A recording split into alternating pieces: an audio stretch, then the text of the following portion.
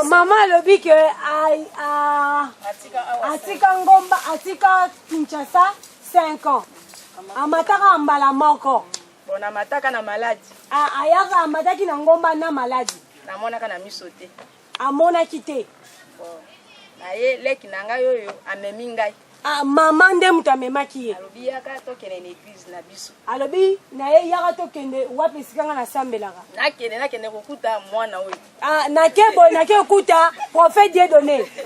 Bon, prophète wana aza moninga ya pauvre mwana na ngai. Prophète azali camarade ya mwana mama oyo akufa. Nabotaka mwana ngai moko. Azalika na ye moko wana. Kasi moninga na ye intime yoyo. O penza azalaki na ye o tolobaka pire ngai ezaki nde papa. Tango nakuti ye na bangi. Tango na moni papa nazaki penza kobanga. Église ngo memi ngai nde pa mwana oyo. Ayebisi ndeko alobi église ngo yo memi ngai nde pa mosakoli. Papa bengi ngai liboso ya bato. Papa bengi ngai liboso ya bato nyonso. Fukamisi ngai. Ayebisi alobi fukama. Obanga te. Ayebisi mama lobi yo kozala kobanga te. Kozwa ngai lokola Dieudonné oyo bokolaka te. Komona nga te lokola mwana oyo bokoli. Kasi zwa ngai lokola mosali ya Nzambe. Mona nga lokola mosali na Nzambe. Lokola yo telemi liboso na ngai okomona. Lokola yo telemi liboso na ngai yo komona. Miso moko ezalaki ya kokufa. Lisu moko ezalaki komona te. Senga maboko.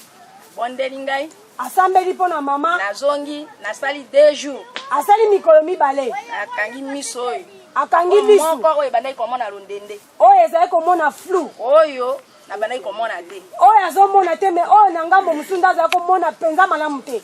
Nakangi oyo na bandai komona mwa londende wana. Oyo pe namonaki te na bandi komona lokola londende. Soki moto aza mosika kuna na bandi komona o Nzambe. Solo to ndenge nini. Nalali. Na batongo wani bandako ezaka na mwa madusu wana. Na koma na système so inalali ifo na dipa mwa miso wana na tala nano soki eza kotala kaya so. Miso oyo ezali komona flou oyo ezali komona te atala soki azomona. Si papa voyager. Na ndenge papa abembukaki ngai pe natikali kaka prière na kei pe mboka. Kolanisa mande mama moni ngai bwena utine mboka na 6 semaines. Amen. Amen. Na kei na télévision na vandi na moni nde ye azote nakati ya télévision. Nga vai na makala. Oyo Dieudonné. Moto ya ye. Na uti makala makolo Nzambe azoyoka ngai. Amen. Obi ata ndenge nini lobi na ye. Bango babani na popo na ke koluka bango na popo na kuti bango te balongwa kuna bakoma na se. Na beti makolo botiti ngobi okokende kotika ngai ti esika Dieudonné. Amen. Alobi mama yaya lobi tozana ngomba lobi lobi ata ndenge nini. Foto mona na ngai na ye na pesa ye mabondeli ekola. Amen. Kwa za mwono nga na boko ipezo pesa na ipasi. Ko bati mokolo kokunda ngai. Amen. Papa pesi ngai mabondeli ti miso lokanga na lia nazo mona miso nyoso mibale.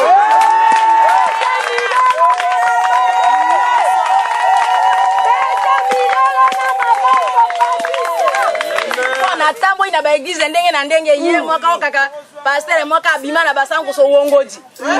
Abikisaka bato. Na kota kuna na zwa litomba te. Miso ane zaka ya kokufa. Epa ina na sala 2 jours Nzambe azoyoka ngai. Miso yango oyo nakoma kota ata obimisi mokanda bwe naza kotanga. Amen.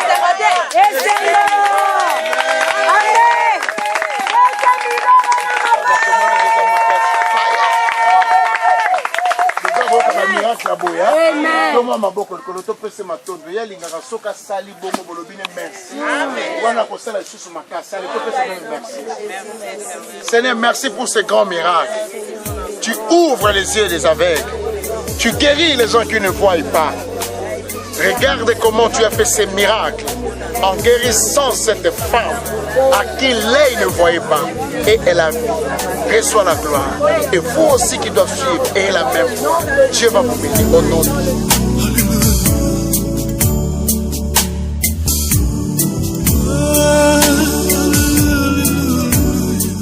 Shalom.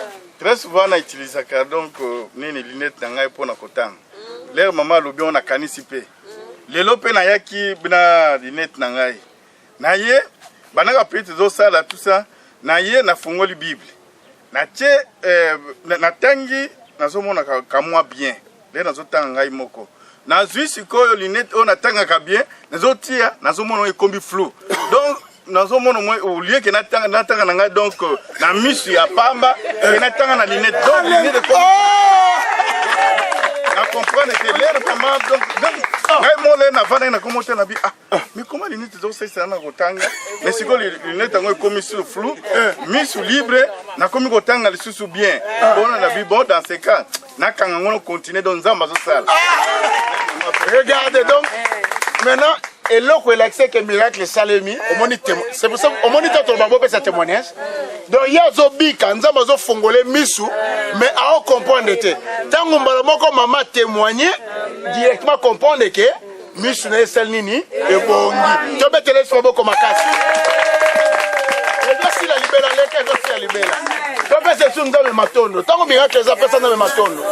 Regarde comment Dieu à la prière à la montagne, il ouvre encore les yeux. Celui qui lisait avec des lunettes, il ne lit plus avec des lunettes, il commence à lire très bien. Que Dieu soit béni. Recevez le miracle.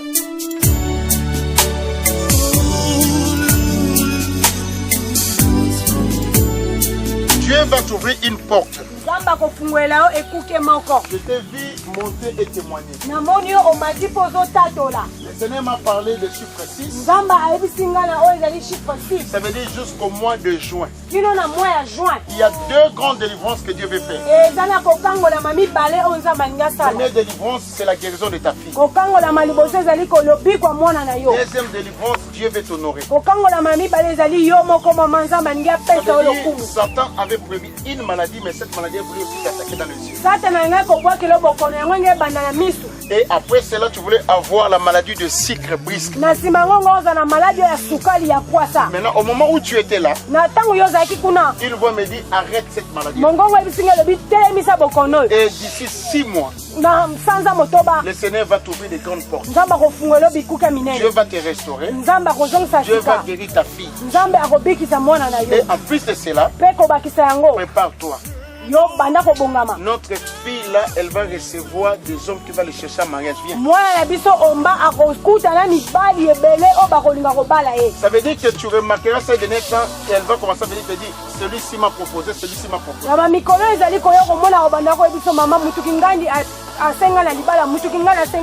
Et Dieu m'a dit, il vous demande l'unité.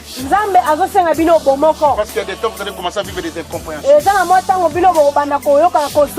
entre toi et tes enfants. Et le Seigneur vous dit, les incompréhensions là, c'est ce qui cherchera à bloquer le corps de tes enfants.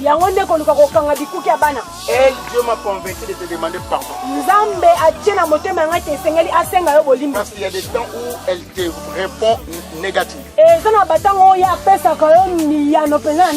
ça te donne même le souci de ne pas comprendre comment la fille te fait ça.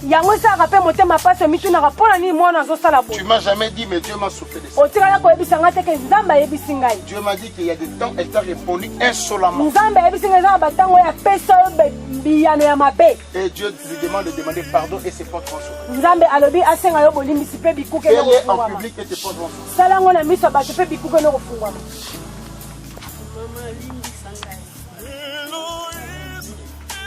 Alimbi solo bak, lo bal nengo lo bak.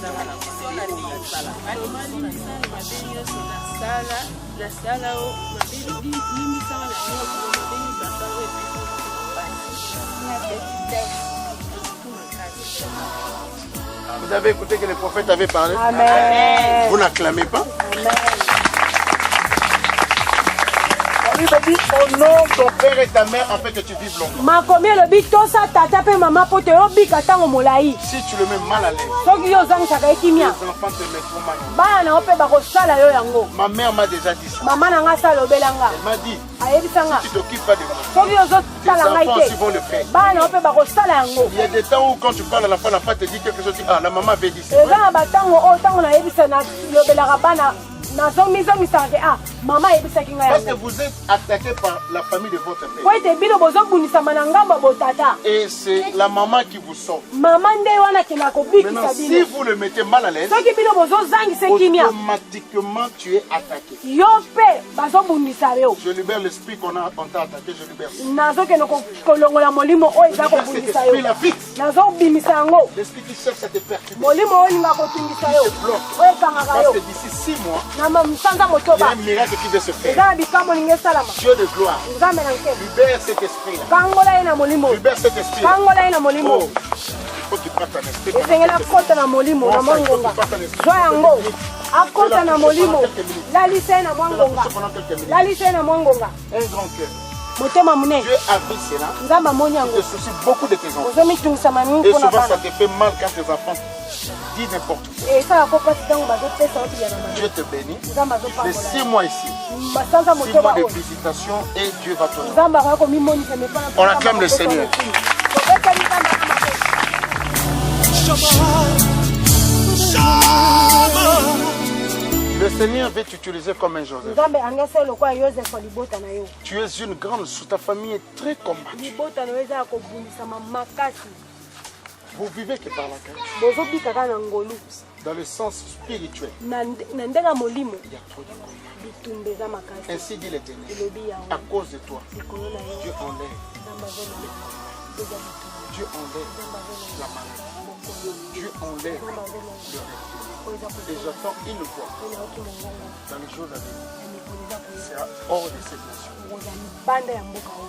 Écoutez ce que je te dis. Yoka oyo nazoloba. Fais un travail Sala mosala pour le Seigneur. mpona Le Nzambe. Seigneur m'a dit, Nzambe alobi. ta destinée, Ndelo na yo. c'est en dehors de cette nation. Eza libanda ya mboka Je me oyo. souviens quand j'ai prophétisé pour Gypsy, nazokanisa ntango ngai nasakolaki mpona Gepsi. avant que je parte en Europe. Yambo ngai J'ai dit, reste dans le temple. nayebisi etika na Je te etonga. vois hors de cette nation. namoni yo libanda mboka Et oyo. aujourd'hui, cet enfant-là, il est aux États-Unis. lelo Gepsi aza na États-Unis. Quand je l'ai dit, ntango nayebisaki il ye était ici. azalaki awa Il souffrait. azalaki konyokwama Beaucoup de problèmes. makambo Il y ebele. a eu des temps même qu'il a laissé même l'église. eza na batango mpo Parce atikaki qu'il etonga cherchait toujours de po partir. ete ye azalaki koluka Il kaka cherchait bima. toujours que l'argent vienne. azalaki koluka kaka Mais misolo comme la prophétie ne ment pas, lokola lisako aujourd'hui, lekosaka ce frère-là, te lelo ndeko il est oyo en Europe, aza na aux États-Unis. États-Unis. Et toi aussi, yo mpe un jour, mokolo tu te moko retrouveras en dehors de cette nation. okozala libanda Je mboka te oyo. donne l'onction. napesi yo C'est epakwa ton choix que je te donne. epakwa Ça nazopesa va yo t'ouvrir. yango Et tu ekofungola seras une yo grande source de bénédiction pour ta okozala famille. mpenza oyo azali moto Laissez-la même coucher parce que c'est une onction. talala po eza epakwa Laissez-la parce qu'une vie nouvelle commence. bomoi ya sika eza kobanda